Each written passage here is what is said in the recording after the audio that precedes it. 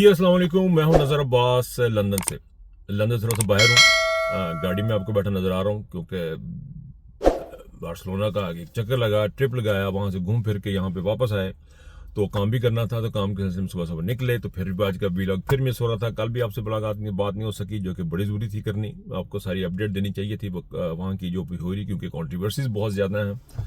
तो कॉन्ट्रीवर्सीज का जवाब देना अब थोड़ा सा तो बनता है, लेकिन मेरा नहीं ख्याल है कि ज़्यादा इसकी वजाहत करने की ज़रूरत है। कंट्रोवर्सी तो जो हनी है वो तो रहनी है, उसको आप मिटा नहीं सब कह सकेंगे। लेकिन ये है कि ये दो कॉन्फ्रेंसेस इस मौके पे हुई हैं। एक कॉन्फ्रेंस अमेरिका में हुई है और एक कॉन्फ्रेंस जो है वो बार्सिलोना में हुई है।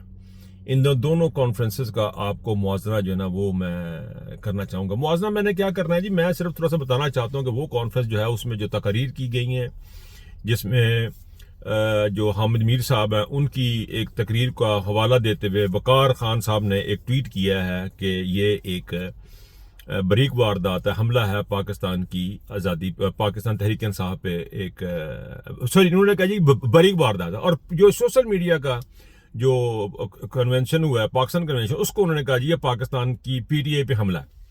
अब वकार खान साहब इसका खुद जवाब देंगे कि वो हमला कैसे है और ये कैसे बरीक वारदात है, तो फिर सच्चे केड़े हैं।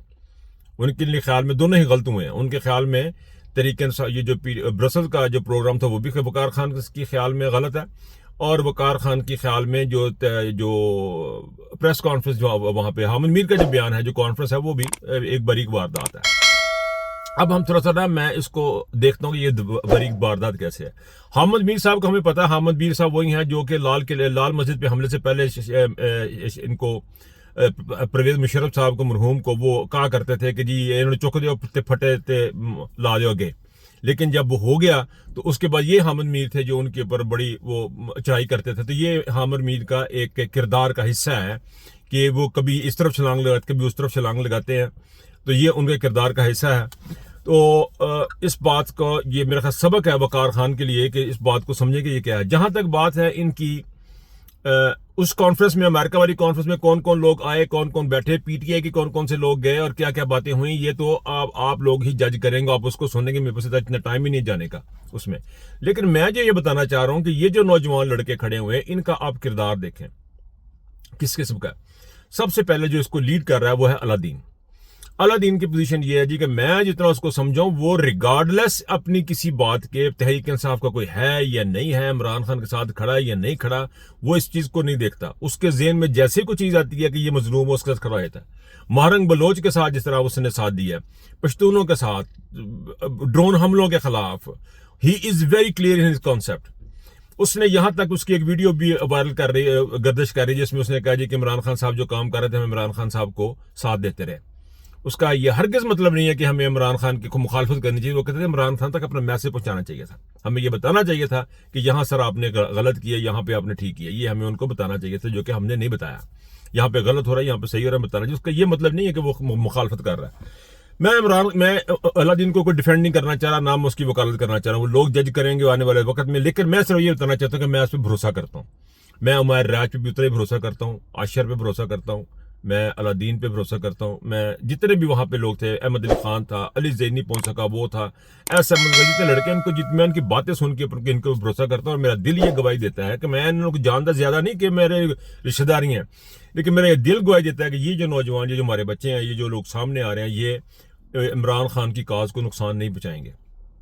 ये तो थी वो आपको उसके बारे में जो प्रोग्राम हो रहा था वहां पे, उसके बारे में। अच्छा, ये मेरे पास एक कॉपी है, इस पे मैं नोट लिखता हूँ। तो हमें जहाँ ठहराया गया था वहां पे हमारे साथ हम सारे इकट्ठे थे। अबू बकर, अहमद अली खान, मैं, आशिर, यासर, पीटीआई ओनली की आईडी जो है वो तमाम लोग जो थे, हम जो स्पीकर्स आप कह लें सभी, और इमरान खान, रियाज खान किसी और जगह थे। बाकी हम सब दोस्त इकट्ठे थे, हमारी ट्रैवलिंग इकट्ठी होती थी। हमें वहां पे लोगों ने खुद गाड़ियों में बिठा के छोड़ के आना, लेना देना, खाना पीना, हमें तक कुछ कर रहे ही ना पे आते जाके, मजे सी। उस मजे से एक बात एहसास हुई है, पहली दफा जो ये एहसास हुई है कि लोग इमरान खान से बहुत प्यार करते हैं, बेतहाशा प्यार करते हैं। उस पर जितनी भी बात कीजिए कम है। तो बात यह कि ये मेरी बुक थी मेरे पास यहाँ पे, उस पे मैंने, अब किसी साथी ने मुझसे मांगी, दो बंदों ने ये बुक मांगी, दोनों में से कोई एक हो सकता है, अहमद अली खान हो सकता है या अबू बकर हो सकता है। انہوں نے کچھ نوٹ لکھے تو میں گھر آ کے تو اس کو نوٹ کو پڑھنا شروع کر دیا. اب وہ میرا خیال ہے کہ اپنی سپیچ کا حصہ جو ہے نا, سپیچ اپنی جو ہے نا وہ اس کو بنانا چاہ رہے تھے. اب میرے ذہن میں جب میں نے پڑھا تو مجھے ایک دم سے خیال آیا کہ یار یہ جو عاصم منیر صاحب نے جو استثناء لیا ہے غیر آئینی اور غیر اخلاقی اور غیر مذہبی, یعنی تینوں چیزوں میں غیر ہے, وہ مذہبی جو استثناء لیا ہے اپنے آپ کو, وہ اس کا شاید بنتا ہی تھا. کیونکہ وہ جب وہ اپنے نوٹ بنا رہے ہیں تقریر کے تو اس میں وہ لکھ رہے ہیں قائد اعظم کی جگہ لی لیاقت علی خان کے ساتھ کیا ہوا, فاطمہ جناح کے ساتھ کیا ہوا, بنگلہ دیش میں کیسے ہوا, MKM کے ساتھ کیا ہوا, یوسف زئی لکھا ہوا غالباً, عاصمہ شرازی, عاصمہ صدیقی لکھا ہوا, پاکستان کو امریکی اڈے دینے کا ذکر ہے, لال مسجد کا ذکر ہے, ایبٹ آباد آپریشن کا ذکر ہے, ڈرون حملوں کا ذکر ہے, وزیرستان پہ جو کچھ ہو رہا ہے اس کا ذکر ہے, جو حملے ہو رہے ہیں اس کا ذکر ہے, 9 مئی 25 مئی 26 نومبر ظلم جنہوں نے کیا ڈاکٹر یاسمین راشد ثانہ مرید کے عمران خان کی بیوی کے ساتھ جو کچھ ہو رہا ہے ان کی بہنوں سے, یہ پوائنٹ ہیں, یہ پوائنٹ ہیں. وہ سارے کے سارے نیگیٹو پوائنٹ جو ہیں وہ عاصم منیر کے خلاف جاتے ہیں, وہ پاکستان کے جرنل اور پاکستان کی فوج کے خلاف جاتے ہیں. اب آپ مجھے بتائیں کہ ایسی صورت میں یہ جو وجود میں آیا گروپ, یہ وجود میں نہیں آئے گا تو کیا ہوگا؟ یہ تو بڑا پازیٹیو گروپ ہے, یہ تو بڑا ہی پرامن گروپ ہے.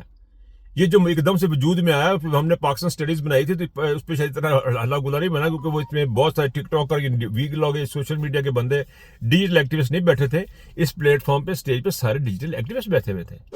میری ذاتی ان کے ساتھ تعلق ہے, سلام دو ان لوگوں کے ساتھ, یاسر کے ساتھ بڑا اچھا میرا تعلق ہے, اللہ دین کے ساتھ بڑا اچھا تعلق ہے. لیکن میں نے آپ کو بتا رہا ہوں, یقین کریں, انہوں نے اپنی قبر میں جانا, میں نے اپنی قبر میں جانا, میں نے اپنا حساب دینا. So they are doing wonderful job. اتنا جو آپ نے شوشہ اٹھا دیا ہے یہ پاکستان کی.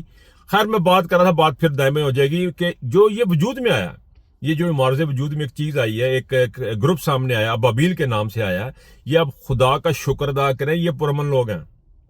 آپ رب العالمین کا شکر ادا کریں کہ یہ پرامن لوگ ہیں, یہ عدالتی اور قانونی راستے اختیار کرنے والے ہیں. ان کے پاس آرگومنٹ ہے, اپنی آرگومنٹ سے بات کریں گے, ان کے پاس دلیل ہے, اپنی دلیل سے بات کریں, اور بچے اس وقت سے جب ہتھیاروں والے سامنے آ جائیں. یہ جو گالیاں نکالنے والے لوگ ہیں, یہ کسی وقت گالیاں نکالتے سزا بھی اٹھا سکتے ہیں. جن لوگوں کے منہ سے گالیاں نکل رہی ہیں یا وہ آپ کو برا بھلا کہ وہ ماں بہن کی جو نکال رہے ہیں, وہ اتنے بے بس ہو جائیں گے. وہ بے بس لوگ ہیں, ان کو لگتا ہے کہ ان کے پاس اختیار, ان کے پاس اس کے علاوہ چارہ کوئی نہیں ہے.